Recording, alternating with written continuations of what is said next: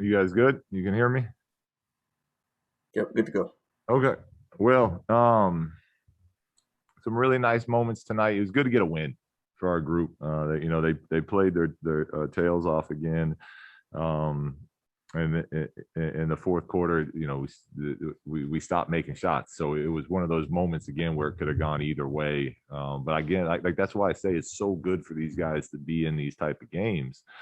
De'Aaron having that shot instead hitting a step back game winner. I mean, it's how you continue to grow in this league. So we don't want them to all be close, and I felt like we had a couple chances we could have put it away a little earlier, but they got guys like Westbrook and Beal on that team, and they did a nice job. Westbrook continuing to just attack down the middle of the paint on us down the stretch. So you got to give him credit. You got to give credit for JJ for staying ready and really coming in and giving us some big minutes. I thought Corey Joseph was very solid, and then it was nice to get Hassan back there to help protect the rim, especially with the injury to Marvin and Rashawn being in foul trouble.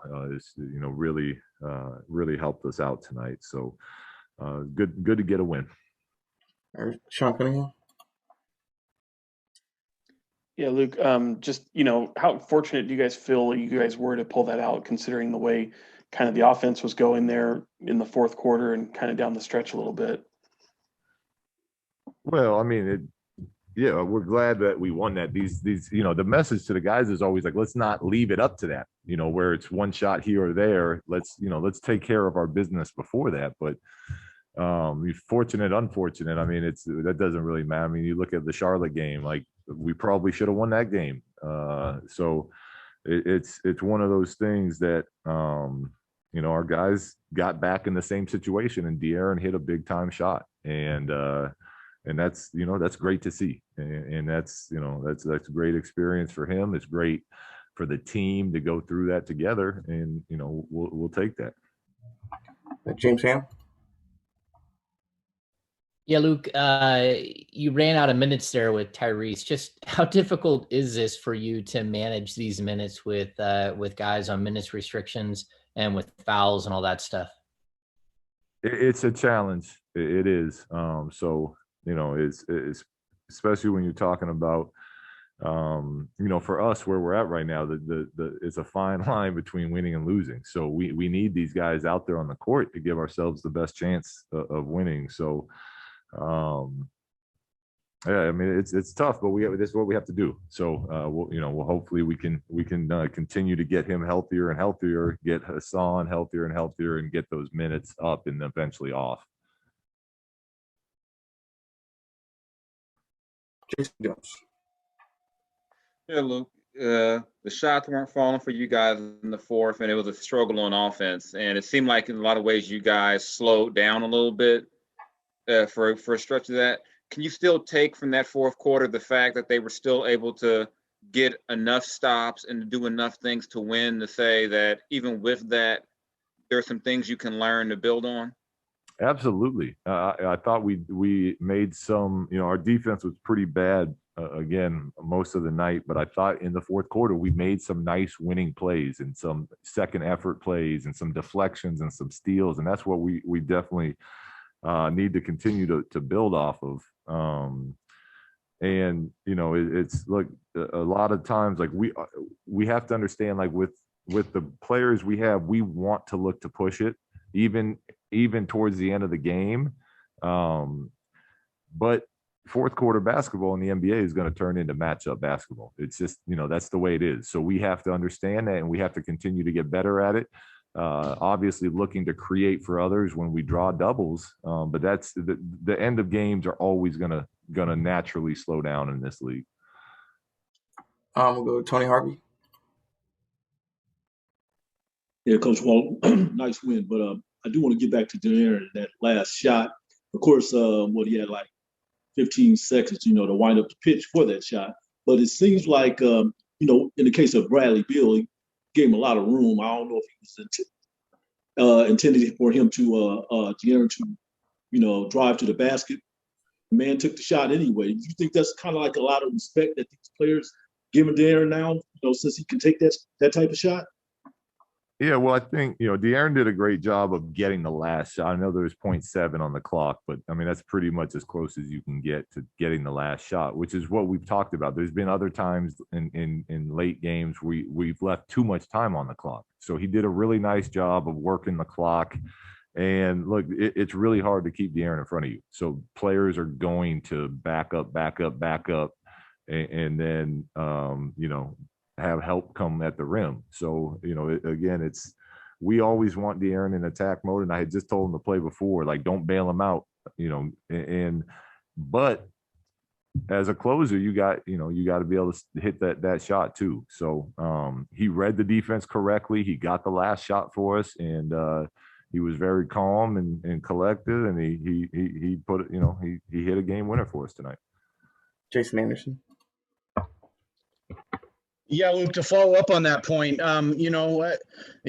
what is looking at Fox's potential as a closer, the strides we've already seen from him this year, what is his potential in that area? And are there guys in the league that he can watch and kind of learn from in terms of that part of their games? Yeah, I think he played against one of them tonight in Westbrook. Westbrook did, he put that team on his back the last few minutes, as far as just driving down the front of the paint. You know what I mean? And our paint defense needs to be much better. But Westbrook is definitely one of those type of guys. He's been like that his whole career. I think with De'Aaron, how good of a closer he'll become will be how consistent of a knockdown shooter he'll become, because that'll really open up different opportunities for him. But I can tell you this, he doesn't panic in the moment. Like, he's never, like, the moment never gets too big for him. He might not make a shot, or he might make a mistake, but it's not because he's nervous in that moment. And when you have that type of mindset, then you have the potential to be a very elite closer. Matt George. Hey, Luke, Rashawn Holmes leads the league in fouls per game. Had a couple nice block shots tonight, but did foul out. Are you encouraging him to stay aggressive and keep bringing that physicality that this team has lacked at times, despite the foul issues that he's been getting into, or do you try and dial that back? How do you balance that? No, we need it. He has to continue to understand, and we watch clips with him on not picking up any of the silly ones. There's always, throughout a game, there's always one or two that you could have done something differently, whether it's just not reach or whatnot. But for our team, we need his physicality, we need his toughness, we need him being aggressive. He had 2 blocks tonight. He had 5 or 6 the other night. It's just, look, our team needs that. So we're not going to ask him to not be that guy for us. Crystal Saltis.